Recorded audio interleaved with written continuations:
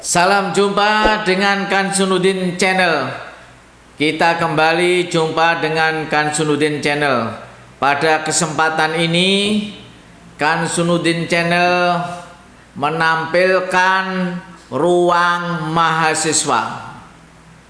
Tentang apa dan bagaimana? Mari kita simak dan cermati.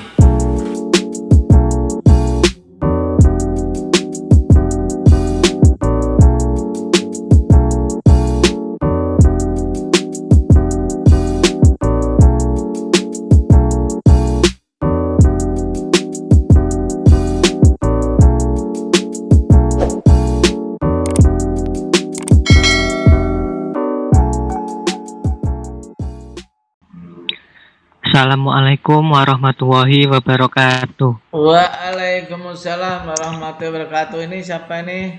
07 ini Mbak Novita. Terus Mas Yakin Putra 24. Terus 27 24 itu Mbak Ainul. Dan 27 Mas Budur, betul ya? Betul. Hadir semua ini, tiga-tiganya. Hadir, Pak. Hadir, Pak. Ainul, Mas Ainul, Mbak Novita, mana Mas Rohman, Budur Najib Rohman mana? Hadir. Hadir, Pak. Ya, silakan langsung. Oke, kami dari kelompok 9 akan mempresentasikan mengenai bahasa sebagai unsur fiksi. Ya, bahasa dan seni sastra merupakan hal yang berkaitan satu sama lain. Keduanya merupakan unsur bahan, alat, dan sarana yang diolah untuk dijadikan sebuah karya yang mengandung nilai lebih. Bahasa merupakan sarana pengungkapan sastra. Jika sastra dikatakan ingin menyampaikan sesuatu, mendialogkan sesuatu tersebut hanya dikomunikasikan lewat bahasa. Bahasa dalam sastra memiliki fungsi utama yaitu fungsi komunikatif. Beberapa karakteristik bahasa sastra adalah sebagai bahasa, unsur emotif, dan bersifat konotatif sebagai kebalikan non-sastra. Khususnya bahasa ilmiah yang rasional dan denotatif. Ciri utamanya adalah unsur pikiran dan perasaan akan sama-sama terlihat dalam berbagai ragam penggunaan bahasa. Begitu juga dengan makna denotatif dan konotatif. Bahasa sastra tidak secara mutlak menunjukkan makna denotatif tanpa melibatkan makna konotatif. Misalnya, penggunaan bentuk-bentuk metafor dalam bahasa bukan sastra yang justru bisa memperjelas makna yang dimaksud dalam bahasa yang lugas. Bahasa sastra bersifat dinamis dan terbuka terhadap adanya kemungkinan penyimpangan dan pembaruan yang sekaligus menjadi manifestasi adanya tuntutan kreativitas. Bahasa adalah sebuah sistem tanda yang telah mengonvensi penyimpangan secara ekstrim akan berakibat tidak dapat dipahaminya karena yang bersangkutan terhadap sesuatu yang dikomunikasikan. Style dan stilistika. Style merupakan cara pengucapan bahasa dalam prosa atau bagaimana seorang pengarang mengungkapkan sesuatu yang akan dikemukakan. Style dicirikan dengan ciri-ciri volume kebahasaan seperti pilihan kata, struktur kalimat, bentuk-bentuk bahasa figuratif, penggunaan kohesi, dan lain-lain. Stilistika menunjukkan pada pengertian studi tentang style, kajian terhadap wujud performansi kebahasaan, khususnya yang terdapat di dalam teks-teks kesastraan. Kajian stilistika sebenarnya ditunjuk terhadap berbagai ragam penggunaan bahasa dan tidak terbatas pada ragam sastra saja. Namun, stilistika biasanya dikaitkan dengan ragam bahasa sastra. Dengan demikian, stilistika kesastraan merupakan sebuah metode analisis karya sastra yang dimaksudkan untuk menggantikan kritik yang bersifat subjektif dan impresif dengan analisis style teks kesastraan yang lebih bersifat objektif dan ilmiah.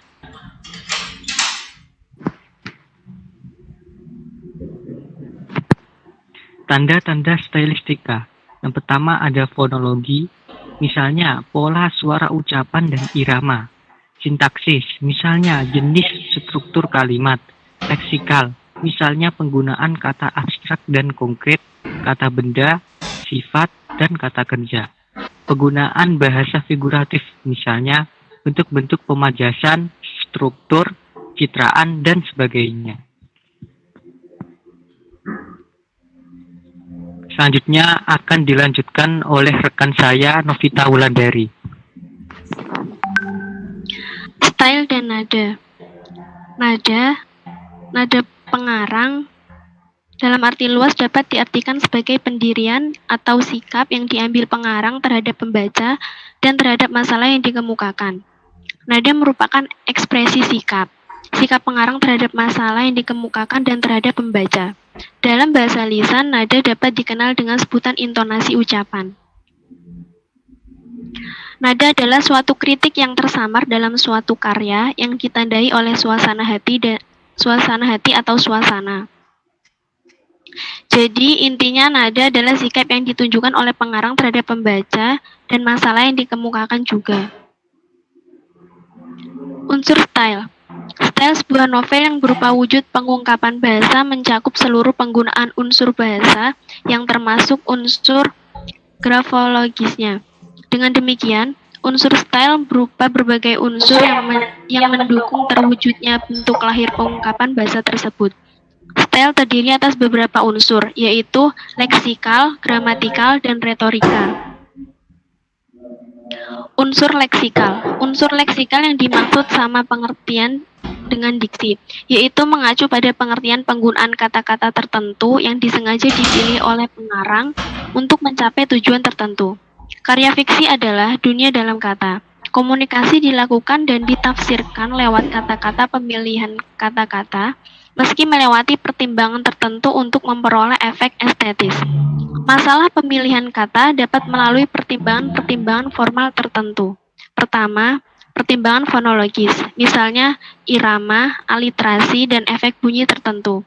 Yang kedua, pertimbangan dari segi bentuk, mode, dan makna yang dipergunakan sebagai sarana mengonsentrasikan gagasan. Unsur gramatikal. Unsur gramatikal yang dimaksud menunjuk pada pengertian struktur kalimat.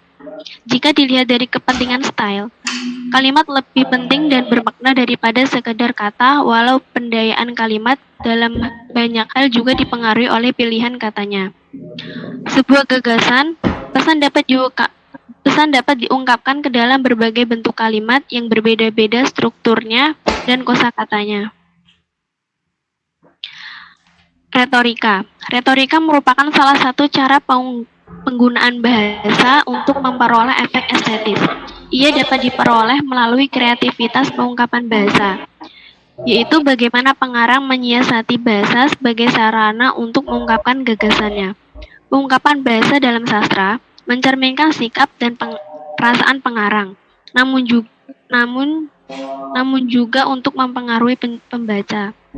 Retorika pada dasarnya berkaitan dengan pembicaraan tentang dasar-dasar penyusunan sebuah wacana yang efektif. Pemajasan. Pemajasan merupakan teknik pengungkapan bahasa. Penggaya bahasaan yang maknanya tidak menunjuk pada makna harfiah kata-kata yang mendukungnya, melainkan makna yang ditambahkan atau makna tersirat. Teknik ini mendayagunakan penuturan dengan memanfaatkan bahasa kias, makna tersirat atau makna konotasi. Penggunaan dapat wujud pemajasan memang mempengaruhi keindahan karya yang bersangkutan, tetapi penggunaan bahasa kias tersebut harus tepat. Gaya bahasa dibedakan berdasarkan langsung tidaknya makna menjadi dua kelompok, yaitu gaya bahasa retoris dan kiasan. Gaya bahasa retoris adalah gaya bahasa yang maknanya harus diartikan menurut nilai lahirnya. Bahasa yang digunakan mengandung unsur langsung ke maknanya. Gaya bahasa kiasan adalah gaya bahasa yang maknanya tidak dapat ditafsirkan sesuai dengan makna kata-kata yang membentuknya. Oleh karena itu, harus dicari makna di luar rangkaian kata dan kalimat tersebut. Penyiasatan struktur. Keefektifan sebuah wacana dipengaruhi oleh bangun struktur kalimat secara keseluruhan, bukan semata-mata oleh sejumlah bentuk bahasa figuratif tertentu. Sama halnya dengan pemajasan yang dipandang sebagai salah satu wujud style. Pendayagunaan struktur kalimat menghasilkan satu bentuk style yang lain. Penyiasatan struktur menekankan pendayagunaan struktur. Jadi, makna boleh sama, tetapi penyusunan struktur kalimat sengaja dibuat tertentu yang secara umum disebut efek keindahan. Secara konkret, macam-macam style penyiasatan struktur sering dijumpai dalam teks-teks kesastraan, diantaranya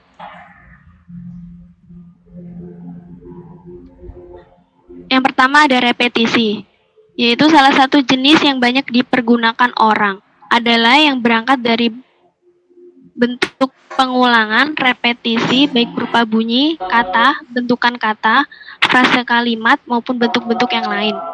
Yang kedua ada anafora, menampilkan pengulangan kata pada awal beberapa kalimat yang berurutan. Yang ketiga, paralelisme, menunjuk pada penggunaan bagian-bagian kalimat yang mempunyai kesamaan struktur gramatikal secara berurutan. Citraan. Dalam dunia kesastraan dikenal dengan adanya istilah citra dan citraan, yang keduanya menunjuk pada adanya reproduksi mental. Citra merupakan sebuah gambaran sebagai pengalaman sensoris yang dibangkitkan oleh kata-kata. Sedangkan citraan adalah kumpulan citra yang dipergunakan untuk menuliskan dalam karya sastra baik dengan deskripsi secara harfiah maupun kias. Citraan merupakan bentuk penggunaan bahasa yang mampu membangkitkan kesan yang konkret terhadap suatu objek, pemandangan, aksi, tindakan, atau pernyataan yang dapat membedakan dengan pernyataan atau ekspositori yang abstrak dan biasanya berkaitan dengan simbolisme. Citraan meliputi 5 jenis penginderaan manusia, yaitu citraan penglihatan, pendengaran, gerak, rabaan, dan penciuman. Citraan memberikan sarana untuk menuturkan sesuatu secara konkret. Presentasi selanjutnya akan dilanjutkan oleh Azil. Ya, silakan. Percakapan dalam novel. Narasi dan dialog. Pengungkapan bahasa dengan gaya narasi adalah semua penuturan yang buka bentuk percakapan yang sering dapat menyampaikan sesuatu secara lebih singkat atau langsung. Artinya, pengarang mengisahkan ceritanya secara langsung atau bersifat menceritakan atau telling. Hal tersebut dapat berupa pelukisan atau pencitraan latar, tokoh, hubungan antar tokoh, peristiwa, konflik, dan lain-lain. Bentuk narasi dapat menceritakan sesuatu secara singkat sebab pengarang menuturkan dengan singkat. Lewat penuturan bahasa dalam bentuk percakapan, seolah-olah pengarang memberikan pembaca untuk melihat dan mendengar sendiri kata-kata seorang tokoh, percakapan antar tokoh, dan bagaimana wujudnya. Unsur pragmatik dalam percakapan. Percakapan yang hidup dan wajar dalam sebuah novel adalah percakapan yang sesuai dengan konteks pemakaiannya. Percakapan yang mirip dengan situasi nyata penggunaan bahasa. Bentuk percakapan seperti itu adalah bentuk percakapan pragmatik. Istilah pragmatik merupakan suatu yang mencerminkan kenyataan. Konteks bahasa sering disebut sebagai faktor penentu yang justru menentukan wujud percakapan. Faktor itu antara lain adalah situasi berlangsungnya dialog, orang-orang yang terlibat, masalah yang ada di percakapan, tempat terjadinya percakapan, dan sebagainya. Ketepatan penggunaan bahasa percakapan adalah ketepatan konteks situasi. Maka bentuk percakapan dalam sebuah situasi belum tentu tepat untuk situasi yang lain. Tindak ujar. Konsep tindak ujar adalah konsep yang dikembangkan oleh Ausin dan Shell. Konsep tersebut berangkat dari adanya kenyataan bahwa ketika seseorang mengucapkan kalimat-kalimat dalam sebuah dialog yang dilakukan umumnya disertai oleh adanya perform X dan yang berbeda. Terima kasih.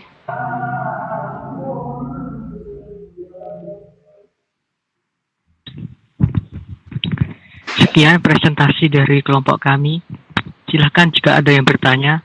Ya, silahkan. Ada yang bertanya, silahkan. Tadi Mas siapa tadi? Mbak Novita, kemudian Mas Ainul dan Mas Nazilir ya. 3 orang ya? Iya. 3 orang. Iya, Pak. Iya, Pak. Ya, Pak. Silakan, ada pertanyaan atau tidak? Saya Pak. Ya. Saya Pak mau. Siapa yang bertanya? Saya Ayu Yulia Susanti. Absen 06. 06 ya, silakan 06 bertanya. Saya mau minta penjelasan tentang leksial. Beri contohnya. Hah? Penjelasan leksial. Pengertian leksial dan contohnya. Berikan contoh.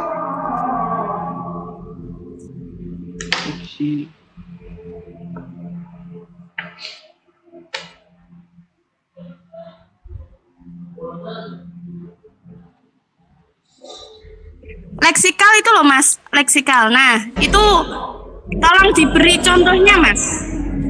Sama pengertiannya. Pengertian yang lebih gampang dipahami.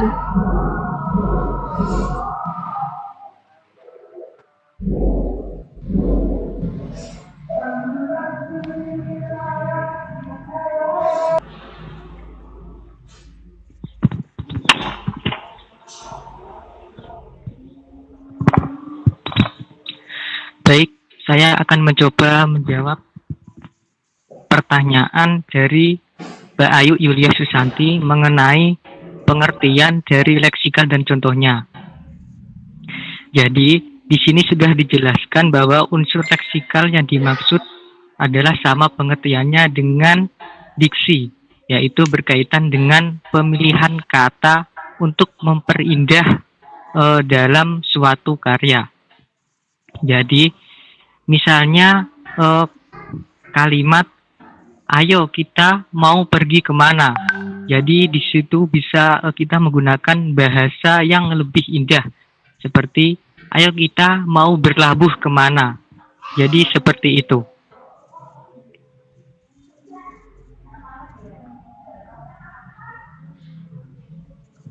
Bagaimana Mbak Ayu Yulia? Ya Mas, saya dapat pahami. Makasih. Baik, terima kasih. Jika tidak ada yang bertanya lagi, saya akhiri dari kelompok 9. Apabila ada salah kata dan penulisan dalam PowerPoint, saya sampaikan terima kasih. Ya, demikian ruang mahasiswa yang telah menampilkan diri. Semoga banyak hal yang bisa digali. Tetap di Kansunudin Channel. Terima kasih.